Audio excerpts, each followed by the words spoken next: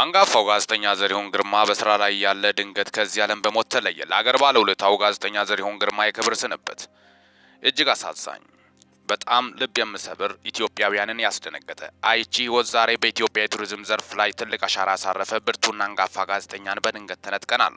ጋዜጠኛ ዘሪሁን ግርማ ትናንትና በስራ ላይ ቀረጻ ላይ ያለ በገጠመው ድንገተኛ የጤና መታወክ ወደ ሆስፒታል ቢያመራም በሚያሳዝን ሁኔታ ሳይመለስ ቀርቶ ከዚህ ዓለም በሞት ተለይቷል።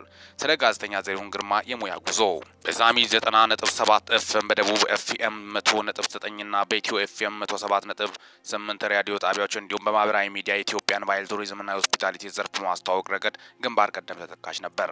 ሁለት የሀገራችን የቱሪስት መስህቦች ታሪካዊ ቅርሶችና ባህላዊ እሴቶችን ለዓለም በማስተዋወቅ የነበረው ከፍተኛ ፍቅርና ታታርነት ይታወቃል። ሶስተኛ ጋዜጠኛ ዘሪሁን ባለትዳርና የሁለት ልጆች አባት ሲሆን አስክሬኑ ትናንት ሌሊት ወደ ትውልድ ሀገሩ አርባ ምንጭ ተሸኝቷል። የቱሪዝም ሚኒስቴርም የተሰማውን ጥልቅ ሐዘን እንዲህ ገልጿል። ጋዜጠኛ ዘሪሁን ግርማ በሙያው ባበረከተው አስተዋጽኦ በዘርፉ እድገት ላይ የራሱን አሻራ ጥሎ አልፏል።